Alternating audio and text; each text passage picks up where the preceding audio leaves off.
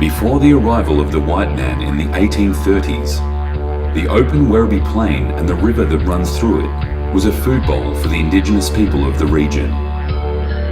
The Werribee district was the home of three Aboriginal language groups, the Woiwurrung, the Wadthurrung and the Bunwurrung. John Batman arrived in June 1835 and purchased land from local Aboriginals that stretched from the Yarra to Corio Bay, taking in all of the Werribee Plain.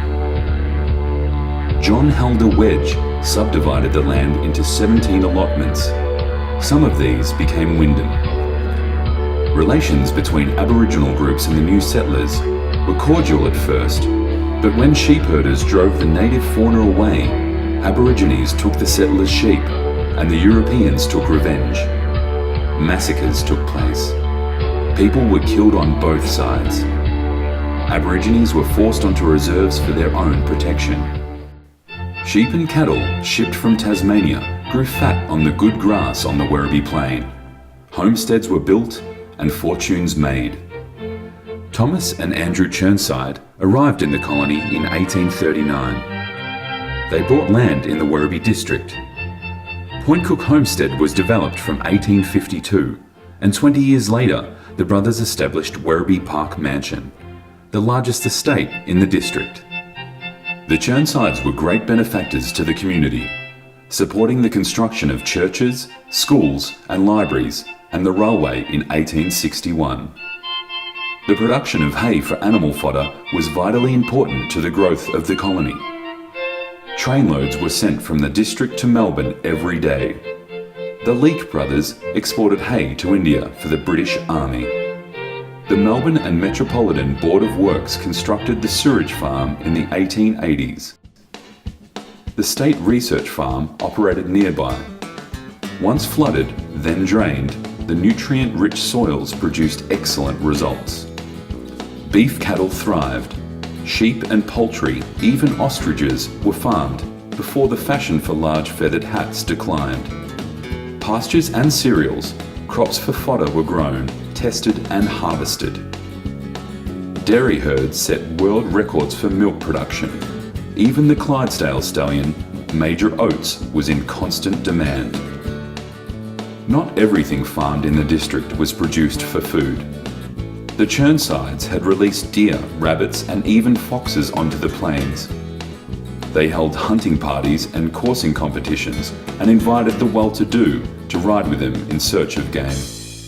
Andrew Chirnside was a keen breeder of racehorses, winning the 1874 Melbourne Cup with his horse, Harrico. The Werribee Racecourse, one of the oldest in Victoria, opened in 1874 and remains on Victoria's racing calendar today. Point Cook is the birthplace of the Royal Australian Air Force.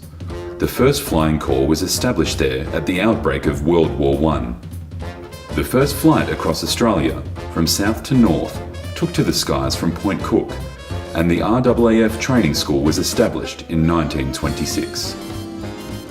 Carter Brothers Farms, the largest chicken farm in the Southern Hemisphere, grew like topsy from the 1920s, until it was producing more than 1 million birds a year alone. The Carters also supported the local community. They built workers' houses and saw the establishment of the local ambulance service. During the war, some Land Army girls working on Carter's farms were billeted to these houses. Carter's farms were demolished in the 1970s to make way for residential development. European migrants came to the district after the war, settling to farm vegetables on irrigation land south of the old highway. Today, descendants of the same families still farm the same land. They may no longer live in old railway carriages on the channel banks, but still make the pre-dawn delivery of vegetables to the Melbourne markets.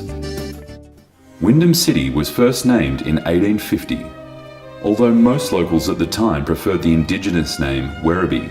The first innkeeper in the village, Elliot Armstrong, suggested the name of British General Sir Henry Wyndham to surveyor Robert Hoddle. In 1884, it was changed back to everybody's preferred name of Werribee. In the immediate post-war period, Werribee did not expand like the rest of Melbourne. Although in sight of the city, Werribee was once just a place to pass through, where the highway to Geelong took a turn over the railway line. Werribee suffered an image problem. The sewerage farm gave it a bad name. With advanced treatment technologies, Werribee no longer has this problem. In fact, few new residents would be aware that what is now called Melbourne Water is the former sewage treatment system. Once the Westgate Bridge and the Maltby Bypass were opened, Wyndham City began to develop. Today, former Board of Works State Research Farm is being transformed into desirable residential housing. Wyndham City is the fastest growing municipality in Victoria. New streets go up almost overnight. New suburbs stretch out over old farmlands. New stations are built. A new kind of settler is moving to Wyndham City to enjoy all that country living by the bay has to offer. An affordable, contemporary and well-planned community that caters for all their family needs.